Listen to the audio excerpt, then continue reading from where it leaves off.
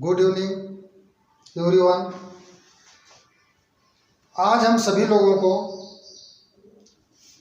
भाजक, भाज और भागफल के बारे में बताएंगे। और ये एक ऐसा प्रश्न है जो अक्सर एग्जामों में पूछा जाता है, जो देखते ही देखते उसका आंसर हम निकाल सकते हैं। देखने में बहुत कठिन लगता है, घबराने की कोई ज़रूरत नहीं है। एक बार ध्यान से इसको देख लीजिए और क्वेश्चन तुरंत देखते ही देखते सॉल्व हो जाएगा। और यहाँ पर देख लीजिए, हम जैसे यहाँ पर होता है भाजक, भाज, भागफल, फिर शेष, ये हमारा क्वोशंट होता है भागफल। ये रिमाइंडर होता है शेष जो हमें बचता है, ये डिविजर होता है, ये डिविडेंड होता है।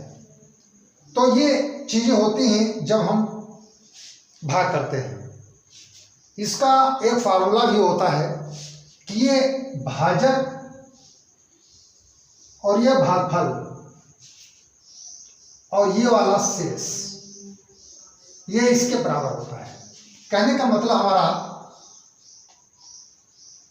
भाज्य बराबर, अगर हम भाज्य बराबर करेंगे तो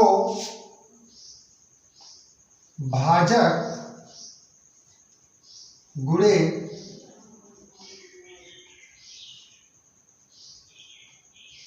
भागफल, भाजक गुणे भागफल और प्लस शेष, प्लस कितना हो जाता है शेष। यह तो हमारा सूत्र होता है कि इसका हम मल्टीप्लाई कर देंगे और जो शेष होगा उसको जोड़ देंगे। ये हमारा भाज्य के बराबर होता है।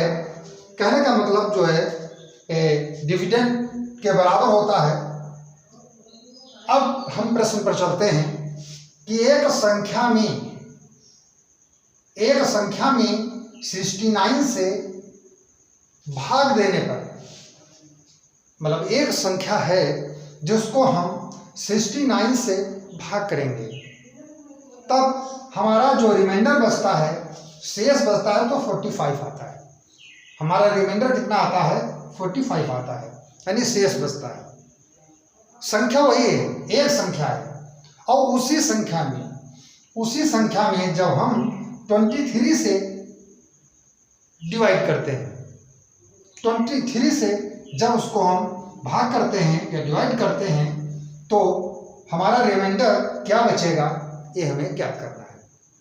तो अब इसमें हम देख लेंगे कि ये हमारा, माना कोई संख्या x है, कोई संख्या x है, ये हमारा प्रथम भाजक हुआ और ये हमारा द्वितीय भाजक हुआ। 69 जो है प्रथम भाजक हुआ, प्रथम डिविजर हुआ, और 23 हमारा जो है ये सेकंड डिविजर हुआ, यानी द्वितीय भाजक हुआ। ये अगर इस चीज को ध्यान रखना है, ये है अगर, यानी प्रथम भाजक 69 उसी संख्या में भाग कर रहे हैं, द्वितीय भाजक 23 हम उसी संख्या में भाग कर रहे हैं। एक चीज ध्यान देना कि ये जो 23 है, इसका यानी 69 का एक गुणनखंड है, ये फैक्टर है, एक गुणनखंड होता है। क्योंकि 23 69 से करिए, एक गुणनखंड है, क्योंकि आराम से डिवाइड हो सकता है। क्योंकि 23 को हम अगर 3 से मल्टीप्लाई करें, 3 त्रिक 9 और 3 दूनी 6, यानी 23 को अगर हम मल्टीप्लाई करें तो 69, 3 से मल्टीप्लाई करें तो 69 आ जाता है। इसलिए ये 23 जो है ये एक फैक्टर है, किसका? प्रथम भाजक का। ये प्रथम भाजक है और ये द्वितीय भाजक है। हमें कुछ नहीं करना है, केवल प्रश्न को हमने देख लिया कि एक संख्या में 69 से भाग देने पर शेष 45 आता है। पहले उसी संख्या में जब हम 69 से भाग करेंगे तो हमारा रिमाइंडर यानी शेष जो है 45 आता है। और उसी संख्या में जब हम 23 से भाग करेंगे तो हमारा रिमाइंडर जो बचता है 23 बचता है। ये चीज ध्यान रखना है। अब हमें कुछ नहीं करना है, इस 45 को 23 से डिवाइड बाई कर देना है, बस आंसर आ जाएगा। तो आंसर हमारा देखिए यही हो जाएगा, कुछ नहीं करना है कि 45 को हम 23 से कर दीजिए भाग, तो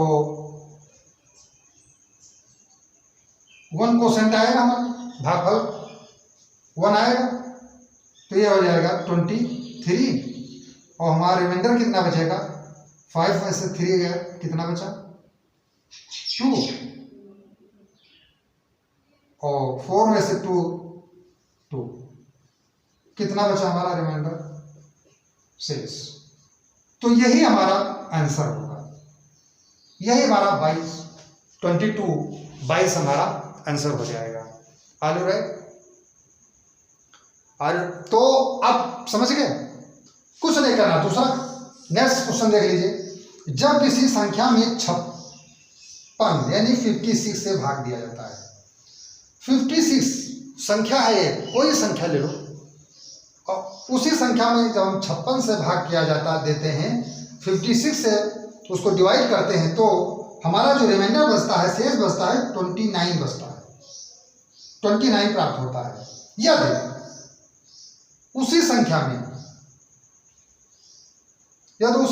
में 8 से भाग दें तो हमारा शेष क्या बचेगा, रिमाइंडर क्या बचेगा।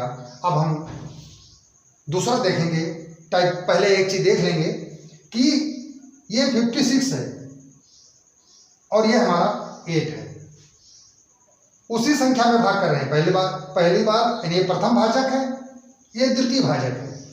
जब 56 से भाग करेंगे तो 29 हमारा रिमाइंडर बचता है। अब उसी संख्या में जब 8 से करेंगे हम, तब कितना रिमाइंडर बचेगा, तब कितना शेष बचेगा। तो अब हम ये देखेंगे, ये प्रथम भाजक और द्वितीय भाजक जो है, जिससे हम भाग कर रहे हैं उस संख्या में, क्या ये दोनों का 8 जो है इसका एक गुणनखंड है? बिल्कुल है, क्योंकि 8 के टेबल में 56 आता है। 8 7 56, 8 7 जा कितना होता है 56 होता है। तो ये टेबल में आ रहा है, इसलिए हमें कुछ नहीं करना है, केवल 8 से इस जो 29 है इसको हम भाग कर देंगे, हमारा जो रिमाइंडर आएगा वही उत्तर होगा। यानी 8 से 29 में कर दीजिए, 8 का 8 दूनी 16, 8 त्रिक 24, 8 3 जा कितना हो गया 24। हमारा रिमाइंडर कितना आया 5, शेष हमारा कितना आया 5। तो हमारा आंसर जो हो जाएगा वो कितना हो जाएगा 5। आंसर हमारा कितना हो जाएगा 5। देखने में तो बहुत कठिन लगता है, लेकिन आसान बहुत है और अक्सर एग्जाम में पूछा जाता है। सीटेट में भी पूछा गया है, एसएससी में पूछा गया है, रेलवे में भी पूछा गया है। तो आप क्वेश्चन आंसर पेपर उठाकर देख लीजिए, उसमें पूछा गया है, आपको स्वतः मालूम हो जाएगा कि इस तरह के क्वेश्चन पूछे जाते हैं। तो ये क्वेश्चन नंबर 2 रहा। अब हम चलते हैं क्वेश्चन नंबर 3 पर। थर्ड क्वेश्चन क्या है,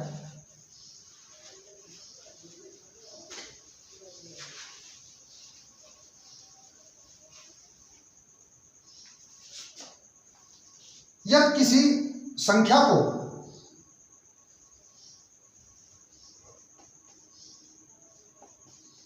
यदि किसी संख्या को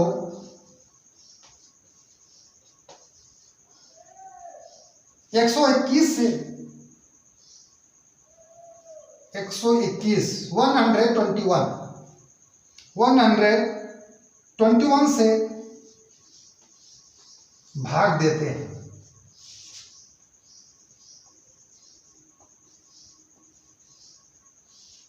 तो 25 रिमाइंडर आता है।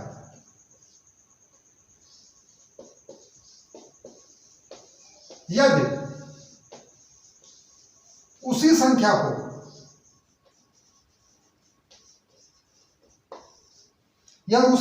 को 11 से भाग दें तो हमारा रिमाइंडर क्या बचेगा?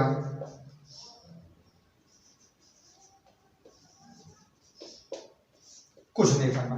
अब समझ लीजिए, ये प्रथम भाजक हुआ, ये द्वितीय भाजक हुआ, संख्या हमारी वही है।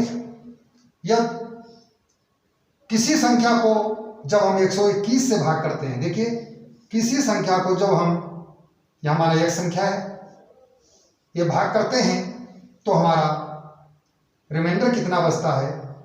25 शेष आता है। कितना बचता है? 25 शेष आता है। और यदि इसी संख्या को हम 11 से भाग करते हैं तो रिमाइंडर हमारा क्या बचेगा? ये हमें ज्ञात करना है। 121 से उस संख्या को भाग किया तो रिमाइंडर कितना आया? हमारा शेष कितना आया? 25। जब हम 11 से भाग करेंगे तब रिमाइंडर क्या बचेगा? उसी संख्या को। ये हमें ज्ञात करना है। हमें कुछ नहीं करना है, केवल इतना ध्यान रखना है कि जब ये जो 25 आता है, पहले तो ये देखेंगे कि ये प्रथम भाजक, ये द्वितीय भाजक। ये प्रथम भाजक, द्वितीय भाजक, ये इसका एक गुणनखंड है, ये फैक्टर है, क्योंकि 11 गिरे हम 121, 11 को 11 से अगर मल्टीप्लाई कर देंगे हम तो ये हमारा जो है 121 आ जाएगा। तो अब कुछ नहीं करना है, ये 11 से हम 25 जो इसका शेष आया है, ये जो 11 से जब भाग देते हैं, ये द्वितीय भाजक, उसी संख्या को जब 11 से भाग दें तो शेष क्या बचेगा? तो हम 11 से 25 को भाग कर देंगे, यही हमारा आंसर होगा। यानी 11 को हम किससे भाग कर देंगे? 11 को 25 से, 25 को हम 11 से डिवाइड कर देंगे, भाग कर देंगे।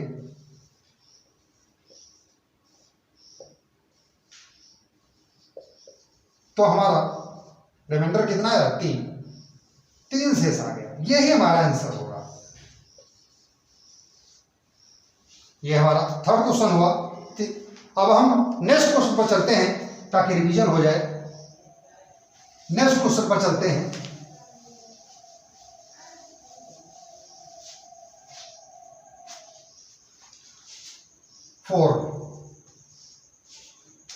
यदि किसी संख्या को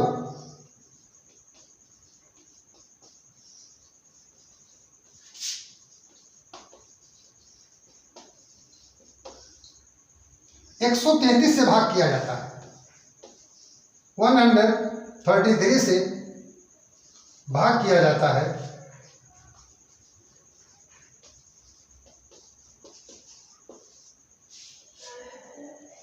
तो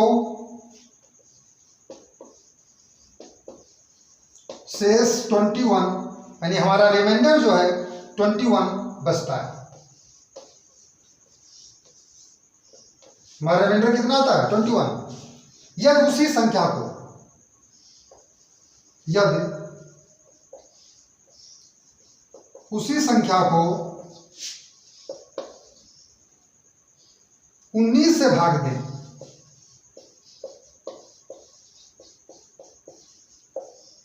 तो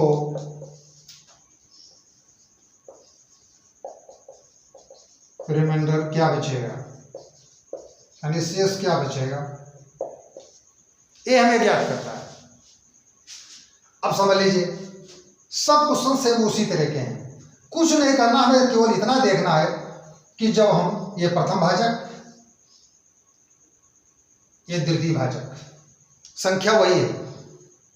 पहली बार जब भाजक में 21 शेष बचता है तो उसी संख्या में जब 19 से भाग देंगे तो क्या बचेगा? चूंकि हम जानते हैं कि 19 जो 19 है, तो ये 133 है, 133, ये होता क्या है? इसका ये फैक्टर है, ये गुणनखंड है। जब गुणनखंड है तो हम सीधे क्या करेंगे? 19 को 21 से भाग कर देंगे। देखते ही देखते 19 से कम 19, अगर आपको आता है तो कुछ नहीं करना है, तो प्रश्न को पढ़िए और यही देख लीजिए 19 में 21 को हम डिवाइड करेंगे, भाग करेंगे, तो 19 से कम 19, 2 21, तो हमारा रिमाइंडर आ जाएगा 2। यही हमारा आंसर हो जाएगा। कितना आंसर हो जाएगा? 2। अब हम इसी तरह नेक्स्ट क्वेश्चन पर चलते हैं।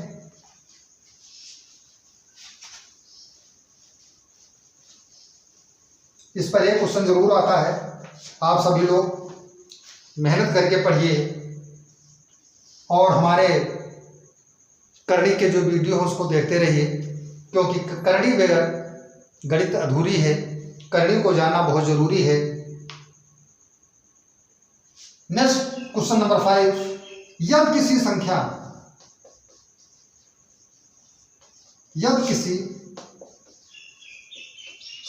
में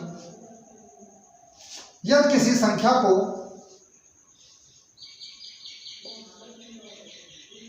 899 से भाग दिया जाता है,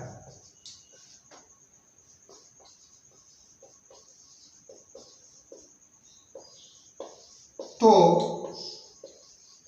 हमारा जो रिमाइंडर है 63 प्राप्त होता है।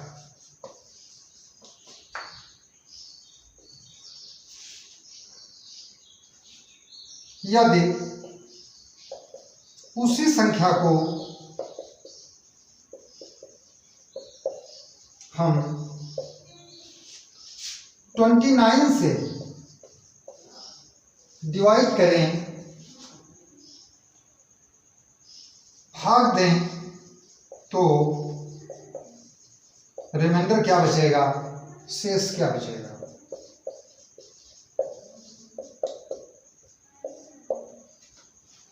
ये 29, देखिए ये हमारा प्रथम भाजक हुआ, ये फर्स्ट डिवीजर हुआ, और ये हमारा सेकंड डिवीजर हुआ। ये प्रथम भाजक, ये द्वितीय भाजक। हम पहले ये देखेंगे प्रथम भाजक और द्वितीय भाजक का रिलेशन, ये इसका एक फैक्टर है, और फैक्टर होता है। अगर इस तरह का प्रश्न आया तो फैक्टर होता है, इसमें जानने की कोई जरूरत नहीं, फैक्टर होता है। अब सीधे हम क्या करेंगे, पहली यानी फर्स्ट टाइप जो शेष आता है 63, इस 63 को हम 29 से भाग कर देंगे।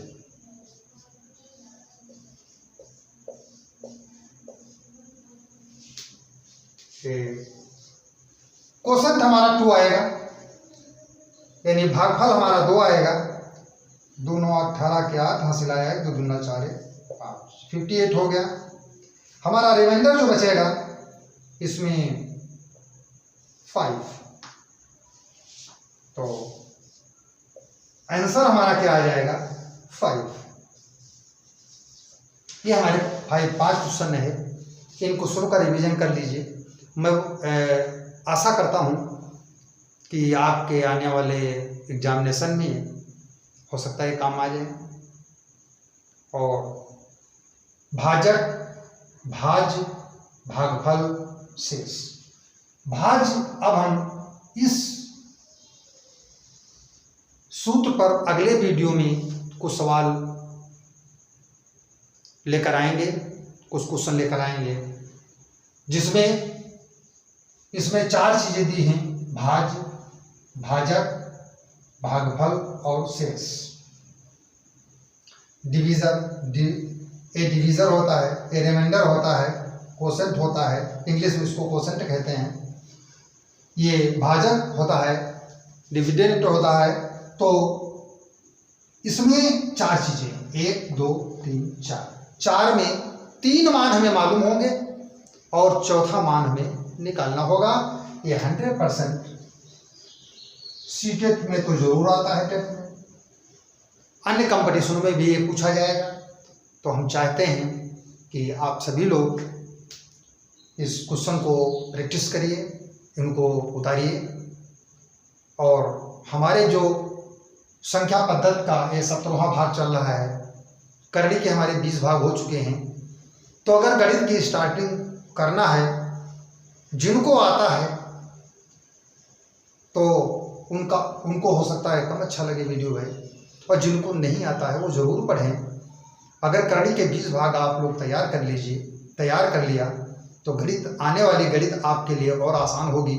चूँकि अभी हम आगे प्रॉफिट एंड लॉस में पहुँचेंगे तो उसमें भी करड़ी के फार्मूले लगेंगे, इसलिए हम चाहते हैं कि करड़ी को विशेष तौर से पढ़ें, उसको तैयार करिए, स्टेप बाय स्टेप तैयार करिए। अगर गणित में मजबूती बनाना है तो हमें करड़ी को दोहराना है, ये मानकर चलिए।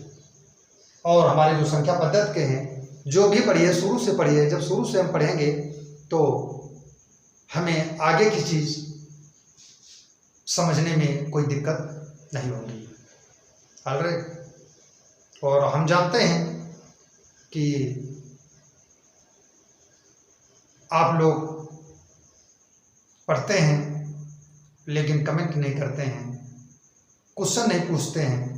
जो समझ में ना आए, जो भी क्वेश्चन, उस पर थोड़ा मेहनत करिए, होमवर्क करिए।